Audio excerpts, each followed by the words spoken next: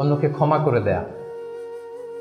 আপনি যদি ক্ষমা করে দেন মানুষকে, আপনি সুখে থাকবেন, শান্তিতে থাকবেন। আমাদের হয় চলতি পথে আমাদের বন্ধুদের মধ্যে বা আমাদের প্রতিবেশীর সাথে বা আমার কলিগের সাথে বা আমাদের সমাজে অনেকের সাথে অনেকের নানা সময় এমন বিভেদ ঝগড়া এটা তৈরি হতে পারে, ফলে মনের মধ্যে ক্ষোভ, অশান্তি, ইভেন জেলাসিও আসতে পারে।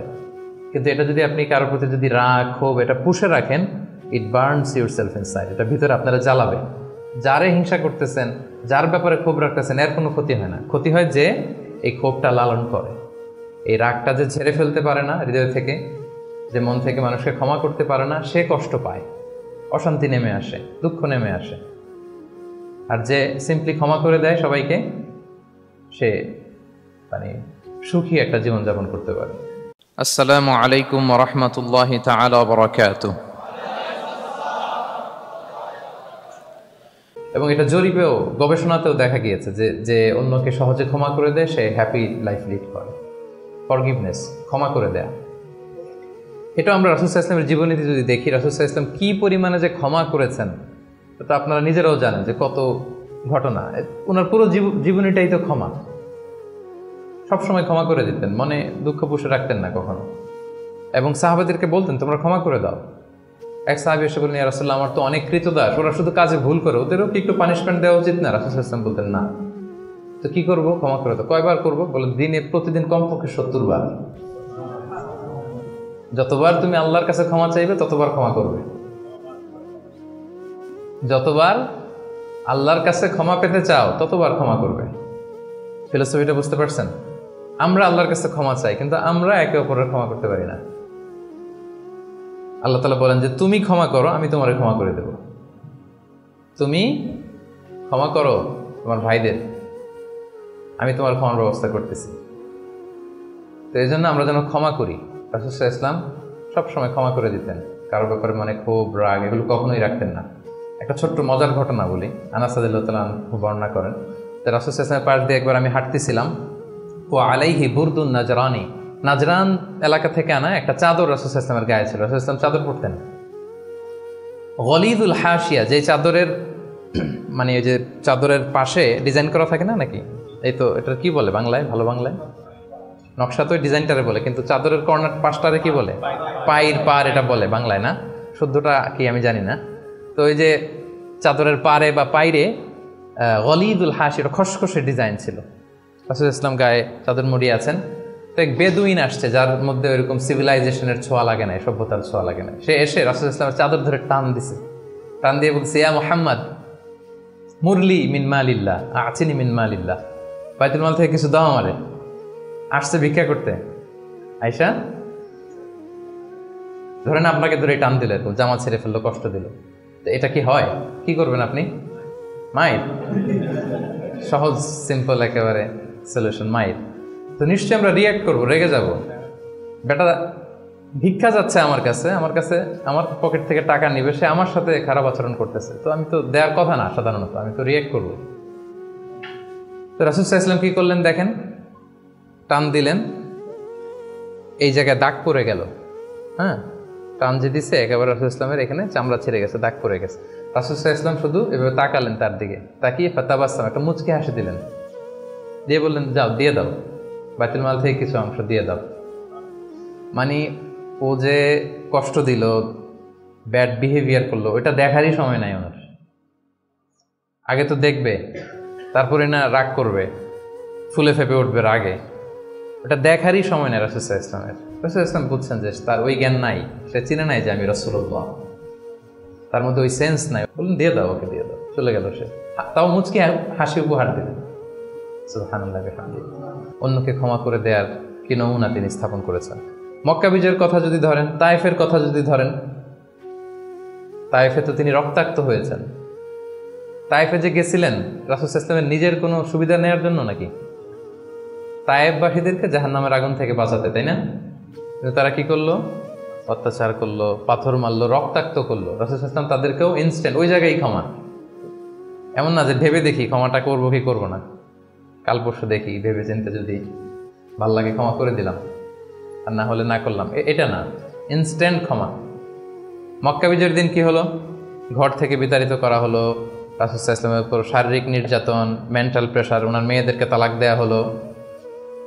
রাসূল সাল্লাল্লাহু আলাইহি ওয়াসাল্লাম যখন নামাজ পড়তেন উটের নাড়ি ভুঁড়ি চাপিয়ে দেওয়া হতো, এলাকা থেকে নির্বাসন।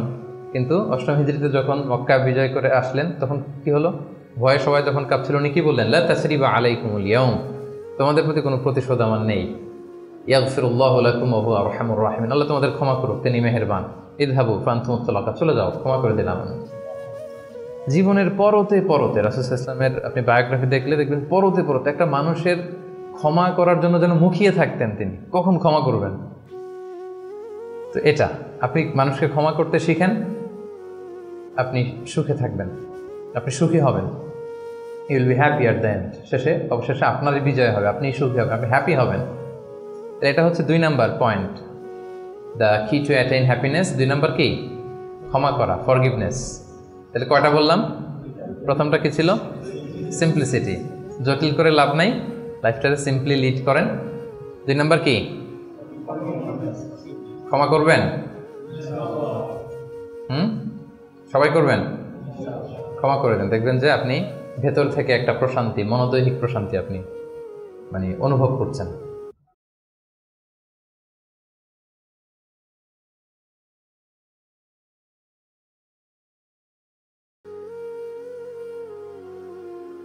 তিন নাম্বার সুখে থাকার 3 নাম্বার চাবিকাঠি হচ্ছে try to make others happy, অন্যকে সুখী করার চেষ্টা করা। আপনি হ্যাপি হইতে চাইলে আরেকজনকে হ্যাপি বানাইতে হবে। তো এটা যদি আমাদের মধ্যে থাকে, এটা আপনাকে হ্যাপি করবে। চিন্তা করেন ইসলামের বিধানগুলো, ইসলামের বাতলে দেওয়া যে জীবন দর্শন কত সুন্দর। পুরো সমাজের সবাই যেন আমরা হ্যাপি থাকতে পারি, এরকম একটা সিস্টেম, তাই না? অন্যরা হ্যাপি আমি করতে যাচ্ছি, আমি হ্যাপি হয়ে যাচ্ছি। এবং সহিহ মুসলিমের একটা হাদিস এখানে আমি উল্লেখ করতে চাই, লম্বা হাদিস, শেষের অংশটা টেক্সটটা হচ্ছে এরকম যে আল্লাহু ফি আউনিল আবিদি মা দামাল মা কানাল আবদু ফি আউনি আখি। রাসূল সাল্লাল্লাহু আলাইহি ওয়াসাল্লাম বলেন, আল্লাহ তাআলা ততক্ষণ পর্যন্ত বান্দার সাহায্যে থাকে যতক্ষণ পর্যন্ত বান্দা তার ভাইয়ের সাহায্যে থাকে। কথাটা বুঝতে পারছেন? আই রিপিট, আল্লাহ তাআলা ততক্ষণ পর্যন্ত কোনো বান্দার সাহায্যে থাকে যতক্ষণ পর্যন্ত এই বান্দা তার ভাইয়ের সাহায্যে থাকে। তা আপনি আল্লাহর সাহায্য পাইতে হলে এটার কন্ডিশন কি বলেন তো দেখি? আপনার ভাইকে হেল্প করা, তাকে হেল্প করেন, তার একটু উপকার করেন, আল্লাহ তাআলার পক্ষ থেকে নুসরাত, সাহায্য এটা নেমে আসবে। সুবহানাল্লাহ। তার অন্যের প্রতি ভালো যেটা করেন, এই ভালোটা আপনার দিকে ফিরে আসে। অন্যের প্রতি শুভকামনা, এটা রিটার্ন হয়ে আপনার দিকেই ফিরে আসবে। So try to make others happy, অন্যকে সুখী করার চেষ্টা করা, এটা আপনাকে সুখী করবে। 3 নম্বর পয়েন্টটা বুঝতে পেরেছেন? আচ্ছা, 4 নম্বর পয়েন্ট হচ্ছে সুখে থাকার 4 নম্বর মাধ্যম হচ্ছে be grateful with what you have. আপনার যা আছে এটা নিয়েই গ্রেটফুল থাকেন, কৃতজ্ঞ হন। যেটা আছে, আমরা যেটা করি, আমার যেটা আছে এটা নিয়ে আমি তৃপ্ত না, আমি অন্যদের গুলো দেখে হাহুতাশ করি। এবং আল্লাহ তাআলা বলছেন যে ওয়া ইয তাআযানা রাব্বুকুম লা ইন শাকারতুম লা আযীদান্নাকুম ওয়া লা ইন কাফারতুম ইন্না আযাবি লাশাদীদ, যে তোমরা যদি শুকরিয়া করো আমি নিয়ামত বাড়িয়ে দেব, আর যদি কুফরি করো অকৃতজ্ঞ হও তাহলে আমার শাস্তির মুখোমুখি কিন্তু তোমাকে হতে হবে। তাহলে শুকরিয়া করলে আল্লাহ তাআলা বাড়িয়ে দেয়। তো এই জায়গাটাতে আমাদের বড় ঘাটতি, আমাদের যা আছে, what I have I am not happy with that, এটা নিয়ে আমি সুখী না। মনে হয় যে ওইটাতে মনে হয় সুখ, ওই জায়গায় যেতে পারলে আমার জীবনটা একেবারে খুব আমি আনন্দিত হতাম। তারপর আপনি যেই স্থানটাতে যেতে চান, ওই স্থানটাতে যে আছে তার সাথে কথা বলেন যে ভাই আপনি হ্যাপি তো? বলে না না, আমিও তো হ্যাপি না, ওই যে আমি তো খুঁজতেছি ওইটা, আমি যদি একটু ওই পর্যন্ত যেতে পারতাম তাহলে একেবারে মহা সুখ পাইতাম। আসলে সুখটা হচ্ছে আপেক্ষিক, আপনার যেটা আছে আপনি এটা নিয়ে যদি ভাবেন, দেখবেন যে শুকরিয়া করে শেষ করতে পারবেন। আপনি দেখেন যে আমাদের মধ্যে কত কমপ্লেইন, কত অভিযোগ, আমার এটা নাই, আমার সেটা নাই, আমার ভালো ক্যারিয়ার নাই, আমার জব নাই, আমার সুন্দরী বউ নাই, আমার ফ্যামিলির এই সমস্যা, আমার ওই আমার জীবনে কিছুই পাই নাই আমি। মানুষের মধ্যে যোগ বিয়োগ দিয়ে এরকম এটা থাকে। কিন্তু দেখেন আপনার চেয়ে খারাপ অবস্থানে যে আছে, আপনি একটু দেখেন কি অবস্থা। আল্লাহু আকবার। আপনি যদি ক্যান্সারে আক্রান্ত কোনো পেশেন্টের সাথে যে একটু দেখা করেন, তখন বুঝবেন আপনার কি আছে। 2-3 বার কেমোথেরাপি দেওয়া হয়েছে, চুলগুলো দাড়িগুলো পরে একটা ফ্যাকাশে চেহারা হয়ে গেছে। পরে যদি যে জিজ্ঞেস করেন ভাই তুমি কি চাও, বলবে আমি শুধু বাঁচতে চাই। কি চাই? আপনি কি চান? ক্যারিয়ার চান, টাকা চান, ফলোয়ার চান, দাপট চায়, আপনার অনেক কিছু লাগবে, আমি এটা চাই, ওইটা চাই, ওইটা চাই। ও শুধু একটা জিনিস চায়, কি চায় সেটা? যদি কোনোভাবে সে বাঁচতে পারে, মানে ডক্টর এসে যদি বলে যে না আপনি তো রিকভারি করে ফেলছেন, সে যে কি মহা খুশি, মানে অশ্রু সিক্ত সেজদা দিয়ে সে জায়নামাজ ভিজায় ফেলবে। হায় রে তার কান্না, হায় রে তার শুকরিয়া। কি জন্য শুকরিয়াটা করতেছে? বেঁচে আছে। আপনি বেঁচে আছেন না? আমি বেঁচে আছি না?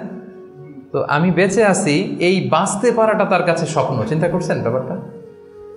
এই যে আমরা শ্বাস প্রশ্বাস নিচ্ছি, কি সুস্থ সুন্দর জীবনযাপন করতেছি, এই বেঁচে থাকতে পারাটা একজনের কাছে স্বপ্ন, মহাস্বপ্ন। সে শুধুই বাঁচতে চায়। আমরা সুখ আসলে এদিকে সেদিকে খুঁজে পাই। আমার মধ্যে যে আল্লাহ তাআলা সুখের কত টুলস দিয়েছেন, কত মাধ্যম দিয়েছেন, শুকরগুজার হওয়ার মতো কত নেয়ামত আল্লাহ তাআলা দিয়েছেন, সেটা আমরা চোখে দেখি না। আপনি যদি একটু খেয়াল করেন কি নেয়ামত দিয়েছে আল্লাহ তাআলা, আপনি অবশ্যই শুকরগুজার হতে পারবেন। অনেক কিছু আল্লাহ আপনারা দিয়েছে যেটা অন্য কাউকে দেয় নাই। অনেক কিছু আপনার মধ্যে আছে। এগুলোর জন্য আমাদের মানে গ্র্যাটিটিউড শো করতে হবে আল্লাহ তাআলার কাছে, যে আল্লাহ শুকর, আলহামদুলিল্লাহ, তুমি অনেক ভালো রেখেছো, অনেক ভালো আছে, আলহামদুলিল্লাহ। এই শুকরিয়া করার মেন্টালিটি যদি ডেভেলপ করেন, দেখবেন যে আপনি মহাসুখী।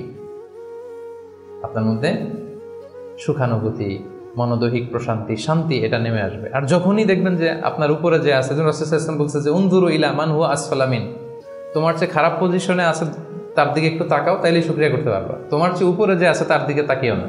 এটা এমন না যে আপনি নিজেকে ডেভেলপ করার চেষ্টা করবেন না, করবেন, কিন্তু আপনি ওর দিকে তাকায় আমার এটা হলো না, আমি পারলাম না, এটা আসবে। কিন্তু আপনি যদি নিচের দিকে তাকান, তাহলে বুঝবেন যে আল্লাহ তাআলা আপনাকে কত ভালো রেখেছে।